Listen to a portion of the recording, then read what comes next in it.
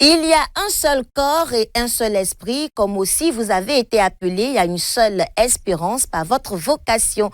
C'est avec cette parole extraite de l'Épître aux Éphésiens, en son chapitre 4, le verset 4, qui nous appelle à l'unité, que je vous retrouve pour cette nouvelle édition de l'information sur Espérance TV. Au sommaire. Le renouvellement des instances au sein de l'Église méthodiste de Côte d'Ivoire se poursuit avec les passations de charges. Cette semaine, les responsables de la conférence ont assisté à la passation de charges entre les anciens et nouveaux présidents du conseil d'administration de la direction générale des écoles méthodistes, dirigée désormais par Dr Jean-Marc Anga. On en parle dans quelques instants. Après 14 jours de suspense, l'annonce est tombée cette semaine.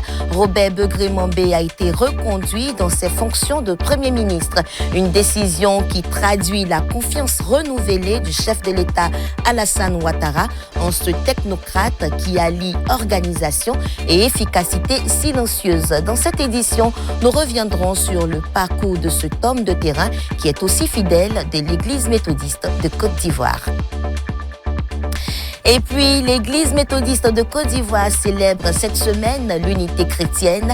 À la faveur de ce grand moment de réjouissance, nous reviendrons sur l'édition 2023 qui s'est tenue dans le district d'Aboisseau et ce sera dans la rubrique Flashback. Mesdames et messieurs, shalom chez vous et bienvenue au journal sur Espérance TV. Le renouvellement des instances au niveau des structures de l'Église méthodiste de Côte d'Ivoire se poursuit au siège de la Direction générale des écoles méthodistes DGM. Le mercredi 21 janvier 2026, une passation de charges a eu lieu entre le très révérend pasteur professeur David Quadio, ex-président du conseil d'administration de cette institution, et le docteur Jean-Marc Anga, qui en est le nouveau président. Une passation de charges présidée par le très révérend pasteur Laurent Guessan-Kwame, secrétaire adjoint de l'Église. Raphaël Dompé pour plus de précisions. La Direction générale des écoles méthodistes, DGM en abrégé, a un nouveau président du conseil d'administration. Son nom, Dr Jean-Marc Anga. Le très révérend pasteur professeur David Quadio, président du conseil d'administration honoraire de la Direction générale des écoles méthodistes, a passé le témoin au Dr Anga après 8 années passées à ce poste au sein de cette structure. La DGM était secouée par plusieurs difficultés tant sociales qu'économiques. Le conseil d'administration, en tant qu'arbitre, s'est engagé à faire respecter la mise en œuvre des résolutions et recommandations de l'atelier de Jacquesville. Mon vœu le plus ardent est que le nouveau PCA et son équipe continuent de veiller à la mise en œuvre de la feuille de route afin de préserver et renforcer les acquis. Que chacune et chacun continue de jouer sa partition dans l'édification jamais achevée des écoles méthodistes. Les documents reçus sont entre autres les statuts et règlements intérieurs de la direction, le rapport final de l'atelier de Jacquesville, le protocole de trêve sociale et les dossiers relatifs au fonctionnement annuel de la DGM. Conscient de l'héritage laissé par son prédécesseur et de l'exigence morale et spirituelle qui accompagne cette mission devant les membres de l'administration et la directrice générale de la DGM, Dorcas Adou, Dr Jean-Marc Anga a pris l'engagement de relever les défis inhérents à ce poste. Nous avons des obligations de maintenir l'excellence académique des écoles méthodistes et c'est ce à quoi nous nous engageons avec mes collègues au sein du conseil d'administration. Et nous nous engageons dans la continuité afin que l'Église puisse rayonner encore plus qu'elle ne l'est déjà. Cette cérémonie de passation répond au vent de renouvellement structurel et institutionnel de l'Église méthodiste de Côte d'Ivoire, amorcée depuis l'élection du bishop Séraphin Anomoudé, représenté pour la circonstance par son secrétaire adjoint, très révérend Laurent Guessan-Kwame. Le conseil d'administration est chargé de donner la politique générale, la conduite de la structure et de contrôler la gestion. Or, nous voulons que notre Église soit une église de référence. Une église de référence se décline sur les institutions qu'elle a. Donc les institutions qui sont connexionnelles à l'église doivent être aussi des institutions de référence par la qualité de la production, par la qualité des résultats. Nous sommes en milieu scolaire, c'est aussi la vision que le bishop veut impulser à toute l'Église. La vision sectorielle de développement du système éducatif de l'Église méthodiste de Côte d'Ivoire est de produire des citoyens bien éduqués et formés, participant pleinement à la vie de la nation ivoirienne dans une éthique chrétienne et méthodiste. Notons que depuis 1926, l'enseignement méthodiste est au service de l'éducation en Côte d'Ivoire. La communauté Bambara de l'église méthodiste de Côte d'Ivoire à Adjamé a vécu ce dimanche 18 janvier 2026 un culte solennel marqué par la cérémonie d'installation du nouveau bureau du Conseil des laïcs de la communauté. Ce moment fort de la vie ecclésiale s'est déroulé en présence des hautes autorités de l'église méthodiste, dont le très révérend pasteur Siméon Loès. Dans sa volonté de redynamisation de la communauté Bambara, l'Église méthodiste de Côte d'Ivoire a procédé au renouvellement des instances de cette communauté. Elle a pour premier responsable laïque Cheikh Sarr, installé dans ses charges à ce poste de responsabilité par le président des laïcs honoraires du district de Dabou, Obromel Théodore. Représentant pour la circonstance, la présidente nationale des laïcs, Maître Simone Ako. Féliciter toute la communauté Bambara pour ce qui a été fait. Féliciter toutes les personnes qui ont été élues. C'est parce qu'il y a eu la confiance qu'on les a mis à ces postes. Donc, ils doivent travailler pour l'avancement de cette communauté. Respectez vos responsables laïcs. Le nouveau président des laïcs et son équipe se sont engagés à contribuer activement à la vie spirituelle, organisationnelle et sociale de cette congrégation. Nous plaçons ce nouveau mandat sous les auspices de l'évangélisation, en tout temps et en tout lieu, comment consolider les acquis de la communauté Bambara. Donc nous allons nous atteler d'abord répertorier tous nos biens, tous nos acquis en matière foncière, commencer à faire les documents, notamment les ACD, pour que demain on ne perde pas ces terrains. C'est pas plus grâce qu'après tant de fonctions, j'ai été réélu. Je prie que le Seigneur donne la force à toutes les femmes pour faire l'œuvre du Seigneur. Nous souhaitons que les femmes de la communauté Bambara et de l'Église méthodiste française s'unissent pour prêcher l'Évangile en langue et en français, pour que la parole de Dieu atteigne les extrémités de la terre.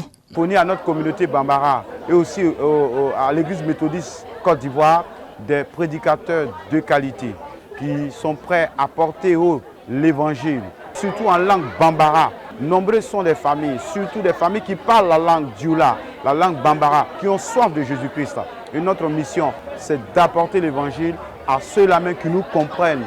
Au cours de ce culte riche en animation, un hommage mérité a été rendu à Degoga Bouraïma, président du Conseil des finances et de l'administration honoraire de la communauté Bambara, pour les beaux et loyaux services rendus à l'Église méthodiste de Côte d'Ivoire. La liturgie de ce jour a été conduite par le révérend pasteur Claude Cambou, assisté des prédicateurs locaux dans une atmosphère empreinte de ferveur et de recueillement. Occasion pour le très révérend pasteur Loès Siméon d'exhorter les fidèles à un engagement chrétien sincère dans l'annonce de l'évangile et la construction de la communauté. L'Église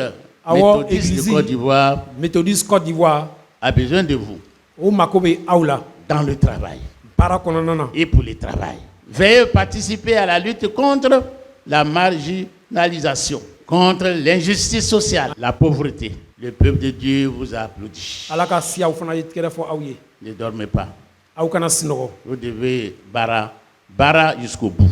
Ce culte solennel s'est achevé dans un élan d'action de grâce et d'espérance, augurant d'une nouvelle dynamique pour les méthodistes Bambara résolument engagés au service de Dieu et de l'Église.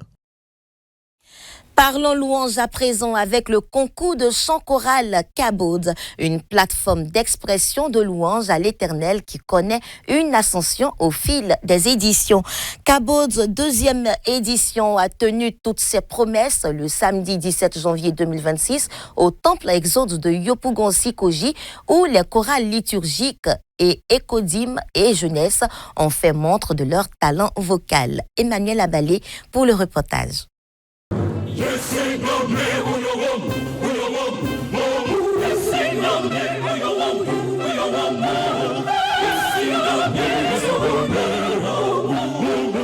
Une atmosphère de louange a envahi le ciel du district de Yopougon lors de la finale de Cabot 2025 au temple exode de Yopougon-Sikoji. 17 chorales au total reparties dans les catégories écodyme, jeunesse et chorale liturgique. Synchrone.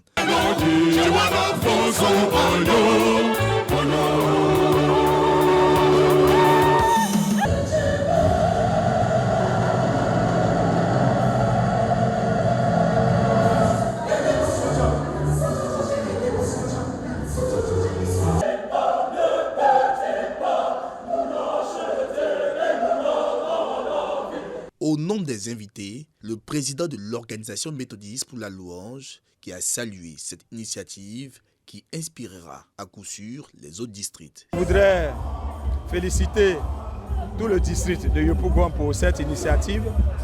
Nous savons que cette initiative vient du bishop Séraphin Moundé qui a porté ce projet comme un bébé. Aujourd'hui, le bébé a 2 ans. Nous sommes venus, nous étions là l'année passée, nous avons vu. Et cette année, nous voyons que nous allons de perfection en perfection. Et donc, je pense que le produit peut s'exporter à présent à tous les autres districts. Nous voulons que les autres districts puissent s'approprier ce projet-là. Initiateur de ce concept et qui a marqué de sa présence honorifique, le bishop Séraphin Anoumundé veut inculquer à travers cette plateforme la vraie fraternité dans cette institution de l'église méthodiste. Il faut travailler, il faut multiplier, il faut bonifier ce que tu as. Il faut qu'on montre au monde entier que l'église méthodiste aussi est là. Et que le Saint-Esprit aussi est en action dans notre église. Je bénis tout le monde et veux dire, peu importe le résultat de ce soir, que tu sois le premier, que tu sois le deuxième, le troisième, le quatrième, le cinquième ou le huitième, il faut que nous soyons heureux. Parce que nous sommes venus ce soir célébrer Dieu, glorifier Dieu, magnifier Dieu. Et vous allez sortir d'ici richement bénis par le Seigneur. C'est vrai que quand on met en place une petite compétition ou un petit classement, c'est juste pour vous stimuler, c'est pour vous motiver. Mais notre objectif, c'est de rendre toute la gloire au Seigneur. Une instruction bien comprise par le comité d'organisation. Notre satisfaction est grande. Cette année, avec le monde que vous voyez, depuis 7h30, 8h jusqu'à 7h, c'est toute la gloire est à Dieu et à Dieu seul. Ce sont les chorales de Shekinah Nyango Nord pour les catégories d'école dimanche, Horeb Trois-Rouges pour la jeunesse et la chorale liturgique Salem de Jérusalem qui repartent vainqueurs de cette 2e édition. Cabot 2025, Dieu siège encore dans la louange et l'adoration de son peuple. Dans l'actualité nationale, vous le savez, M. Robert Begré-Mombé, Premier ministre sortant, est reconduit à ses fonctions depuis ce mercredi 21 janvier 2026 à la tête du gouvernement ivoirien par le président Alassane Ouattara. Avec Daniel Kragby, nous revenons sur le parcours de cet homme.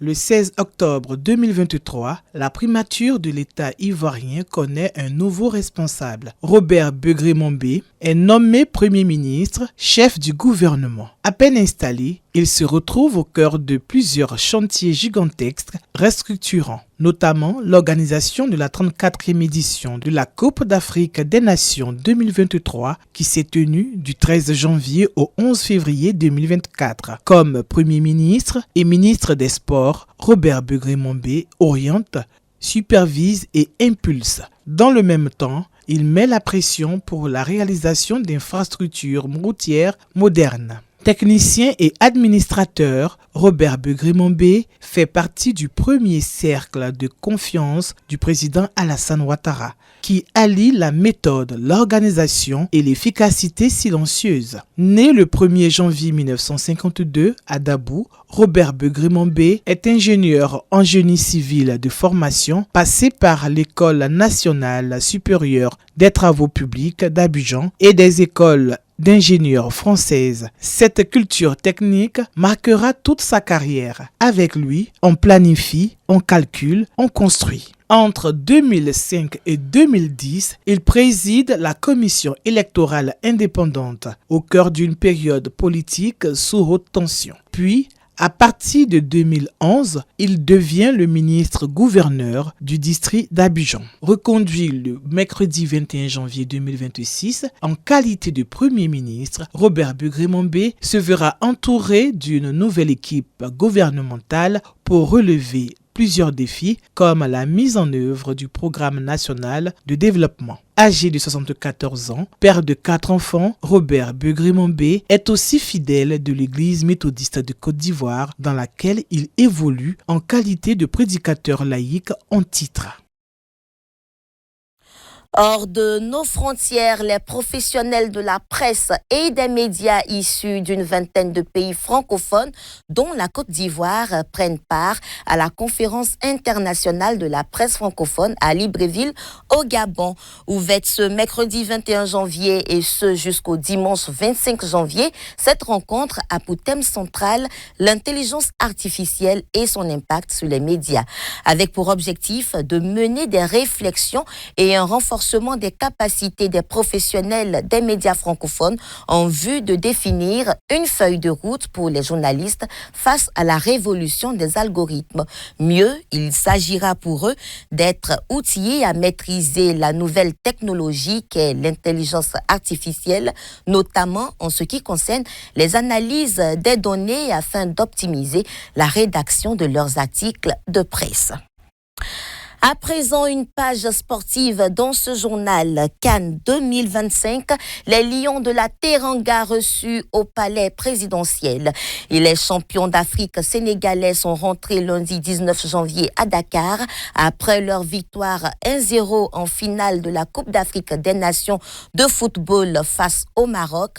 Les Lions de la Teranga ont été accueillis par le président de la République, Diomaye Faye, et une foule immense venue saluer leur parcours historique à la Coupe d'Afrique des Nations disputée au Maroc. Les images.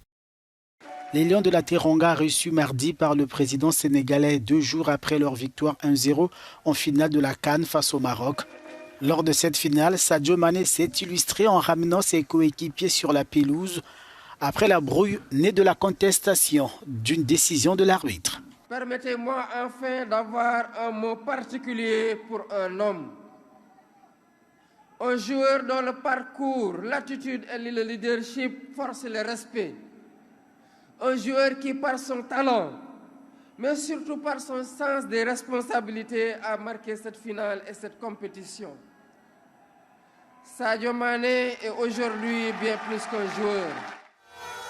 Le portrait de la star sénégalaise était visible pendant les célébrations du Sacre des Lions à Dakar. Des scènes de liesse qui marquent l'attachement des Sénégalais à leur 11 national. Quand le Sénégal a besoin de nous, nous sommes là. Cette victoire n'est pas seulement célébrée au Sénégal, en Mauritanie, en Guinée, au Cap-Vert, le monde entier a soutenu le Sénégal. Je suis ravie de l'accueil réservé à l'équipe, je suis vraiment très heureuse. Après cette deuxième étoile continentale, les Sénégalais ont déjà dans leur ligne de mire, sans nul doute, la Coupe du monde de football 2026. S'exprimant à l'occasion de la réception officielle des champions d'Afrique 2025, le chef de l'État sénégalais Bassirou Diomaye Faye a annoncé une prime de 75 millions de francs CFA à chaque joueur de l'équipe nationale, accompagné d'un terrain de 1500 mètres carrés. Je vous annonçais en titre la célébration de l'unité chrétienne cette semaine dans l'église méthodiste de Côte d'Ivoire. Cette année, c'est dans le district missionnaire de Boaké qu'ont lieu les festivités officielles. Et à la faveur de ce grand moment, nous revenons sur l'édition 2023 qui s'est tenue dans le district d'Aboisseau et c'est dans la rubrique Flashback.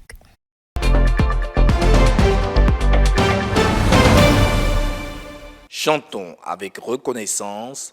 Voici les fils d'un même père, unis dans l'amour fraternel. Ce vers, extrait du recueil Gloire à Dieu, numéro 177, a été concrétisé le dimanche 22 janvier 2023 au temple méthodiste Emmanuel d'Aboisseau, lors du culte de la semaine de l'unité chrétienne. À la chaire, un clergé mixte constitué de pasteurs méthodistes, de pasteurs évangéliques, de curés catholiques. Le père Bonny Joël Sostène, porteur du message du jour, par ailleurs enseignant au petit séminaire d'Aboisseau, a instruit les croyants sur les fondements pour solidifier l'unité chrétienne. Prier pour l'unité des chrétiens, c'est d'abord accepter de regarder vers le Seigneur dans une commune obéissance à l'Esprit Saint. Prier pour l'unité des chrétiens, frères et sœurs, c'est ensuite se débarrasser de tout zèle non éclairé qui exclut et ainsi est un échec à l'amour de Dieu. Prier pour l'unité des chrétiens, c'est aussi et surtout oser poser des actions concrètes en vue d'un changement positif. Ce message a été bien perçu par les fidèles venus de différentes communautés chrétiennes. Leur souhait que ce genre de rassemblement se multiplie au cours de l'année. Je pense que c'est l'idée qui est emboîtée par nos autorités qui ont établi le Forum des religieux. Et cette idée-là, qui est en train d'être épousée aussi véritablement par l'Église méthodiste, est une très bonne idée parce que ça nous est cher dans cette localité. Parce que c'est nos prières que nous sommes en train d'adresser au Seigneur pour l'unité du corps de Christ dans cette localité. Au ciel, il n'y aura pas d'église méthodiste ou d'église catholique ou d'église évangélique là-bas. Au ciel, on parlera de tous ceux qui ont accepté Jésus comme Seigneur et Sauveur. C'est ma première fois de participer. Et puis j'ai trouvé que vraiment c'est bon, très bon même. Ça fait que ensemble, on peut faire beaucoup de choses. On peut faire même des concerts à chaque fois. Les fins d'année, en Noël, on peut faire les Noëls anticipés, inviter nos enfants, les enfants de catholiques, méthodistes, Aris ensemble. Et puis on fait une grande fête ensemble. Ça ne peut pas s'arrêter là. À partir d'aujourd'hui, moi je prie qu'on aille de l'avant. Dans son adresse, le très révérend Philippe Adjobi, surintendant du district d'Abidjan Sud, représentant de Bishop Benjamin Bonny, a salué cet esprit de cohésion qui, selon ses propos, est le seul gage d'un véritable impact des chrétiens dans le monde. C'est un souci pour nous, religieux, de pouvoir parler d'une seule voix, surtout à ceux qui dirigent notre pays, de sorte qu'ils puissent prendre en compte ce que nous disons pour conduire le peuple. Il n'y a pas de raison que les questions religieuses nous divisent. Si nous partageons la vie en famille, nous devons de cultiver cette vie en famille, cette communion fraternelle, pour que chacune, là où il est, là où elle se trouve, puisse fraterniser avec les frères et les sœurs qui ne sont pas de même confession religieuse ou bien de même dénomination que lui ou qu'elle. Pour le comité méthodiste du Conseil œcuménique des Églises, principal levier de cette semaine de l'unité, c'est une satisfaction au vu de l'ampleur des activités de la mobilisation observée. C'est depuis 1948 que le Conseil œcuménique des Églises a décrété l'unité des chrétiens, la célébration actuelle de l'unité des chrétiens. La quête de l'unité des chrétiens, c'est chaque jour, tout au long de l'année. C'est vrai que nous marquons une semaine, c'est juste pour attirer l'attention de tout un chacun que l'unité des chrétiens, c'est quelque chose de très important.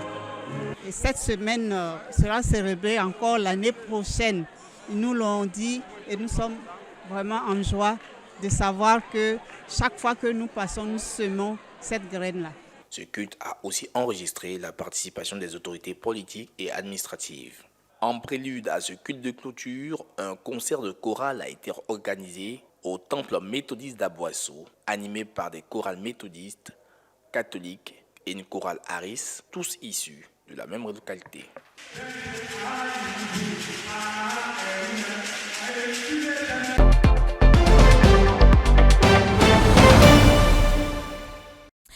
C'est ici la fin de cette édition du journal sur Espérance TV. Merci de votre aimable attention.